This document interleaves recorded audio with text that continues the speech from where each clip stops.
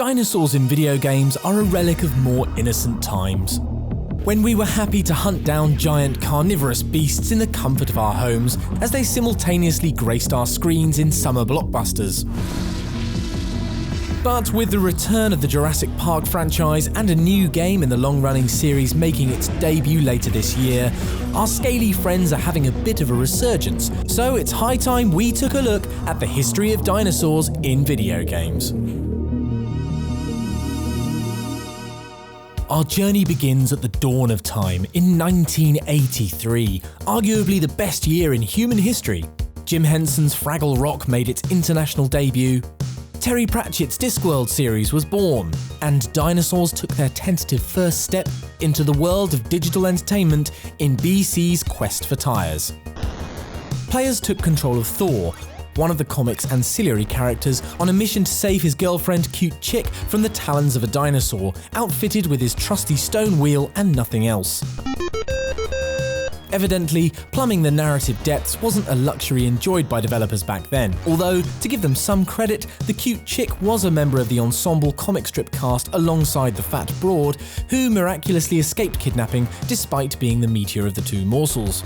The same year that Thor was pootling along the prehistoric plains avoiding dinosaurs, Time Master Tim was hopping through tears in the space-time continuum to save them. David Schroeder's Dino Eggs sees the titular Tim stumbling through a time rift and having a snotty old sneeze, which was the real culprit in their extinction, not the giant asteroid that was hurtled down from the cold vacuum of space. Gameplay-wise, Dino Eggs was a hodgepodge of strange ideas and era-inappropriate fauna, including giant proto-spiders. The most mind-boggling aspect was Tim's de-evolution from contamination should he come into contact with any of the creatures lurking in the level, into a spider. The 1980s managed to offer up one more dinosaur in the form of the kaiju Lizzie in the arcade game Rampage.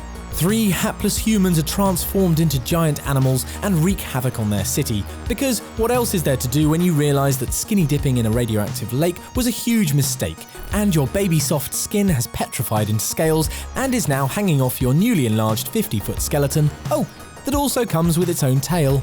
Chomping on civilians and causing millions of dollars in property damage is just an average day in the life of a kaiju.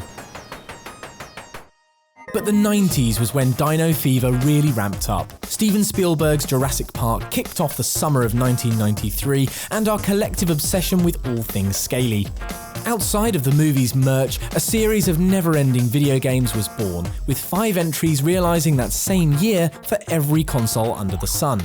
Isometric Action was the name of the game on the SNES and Amiga, while a point-and-click adventure awaited players on the Sega CD. The Mega Drive bagged the best of the bunch though, with a side-scrolling platformer that not only let you play as Alan Grant, but let you slip inside the skin of a Velociraptor too, which was actually a darn sight more capable than the Doctor when it came to the athletic prowess needed to navigate the levels.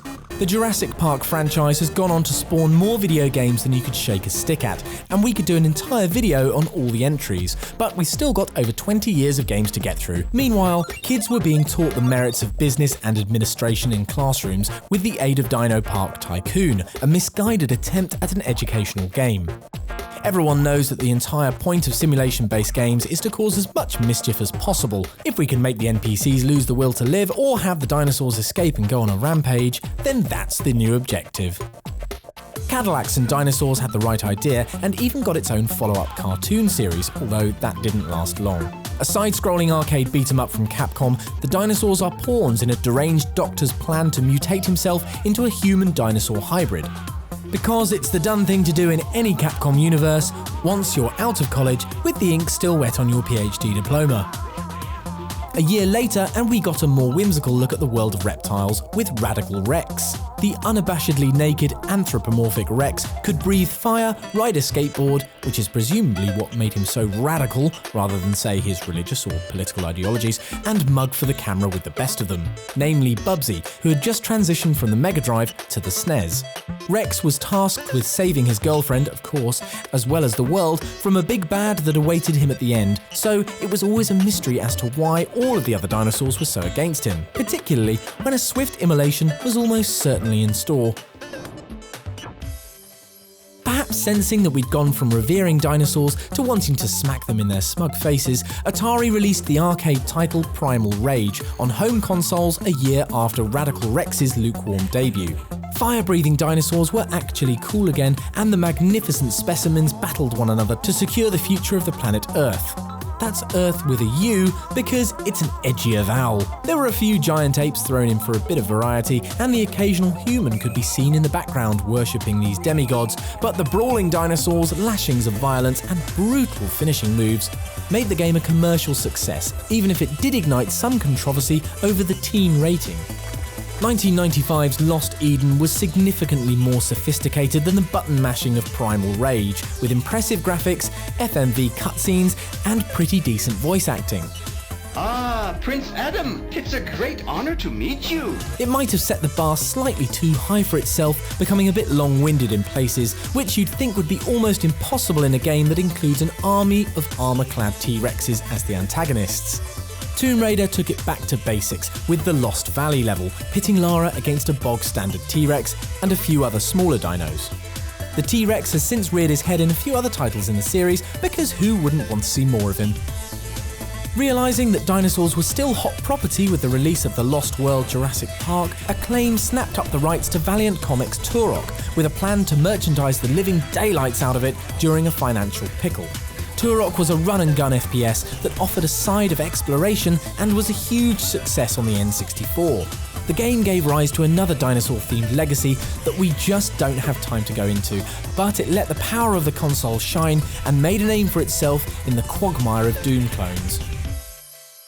I know I said we don't have time for more Jurassic Park games, but Trespasser gets a pass because of just how ludicrous it is. Players step into the shoes of Anne, the sole survivor of a plane crash that leaves her stranded on Jurassic Park's Site B. I don't know what happened to the rest of Anne's extremities, but we're left with an awkward right arm that desperately needs to be looked at by a doctor, given the positions it can contort itself into, and the pendulous bosoms that always seem to be about to jump into frame of their own accord. After that little detour, things got back on track in 1999 with Shinji Mikami's Dino Crisis. Survival horror and dinosaurs go together like peanut butter and chocolate, it turns out. As you'd expect when Mikami is involved, there's a secret research facility, a crazy medical professional or two, and a corrupt government organisation who are the real villains of the piece. The game was heralded as Resident Evil but with dinosaurs, and was a hit, generating a few sequels before petering out after Dino Crisis 3.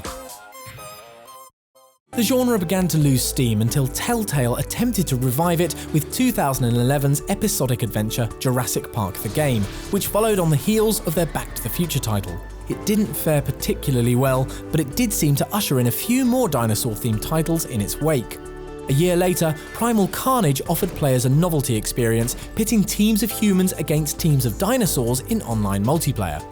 The human team has the luxury of an arsenal of weapons and opposable thumbs, while the dinosaurs have to rely on their wits, claws, and teeth, topping up their health by gnawing on their mammalian opponents.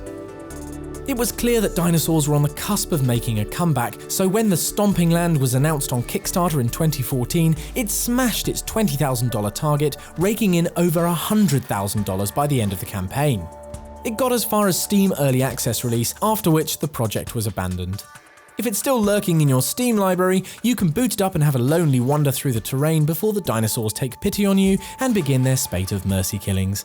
But let's not get too bogged down in the potential futility of early access titles. The Stomping Land was followed by a success story in the form of Ark Survival Evolved, which finally got full retail release last year. It's essentially a fully realised version of the Stomping Land, except for the whole implant in your arm portion of the game. It also allows you to craft guns and other more advanced armour and weaponry, thanks to it not being limited by being set in a prehistoric time period. Dinosaurs even made it to VR when Robinson: The Journey hit PC at the start of 2017.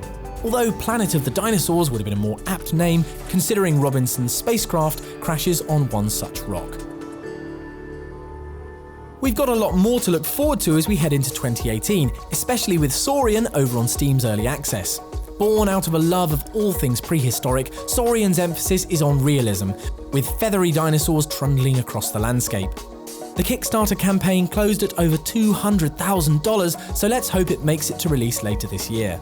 If fighting off T-Rexes as a downy reptile isn't exactly your cup of tea, Jurassic World Evolution might be more your speed. Tasked with building a Jurassic World theme park, what could possibly go wrong? You can find out for yourself when it releases at the tail end of 2018.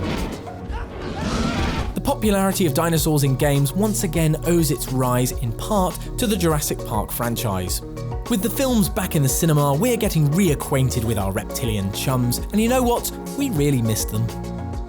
Let us know your favourite dinosaur games in the comments, like this video if you enjoyed it, and subscribe to Logitech G for more weekly content.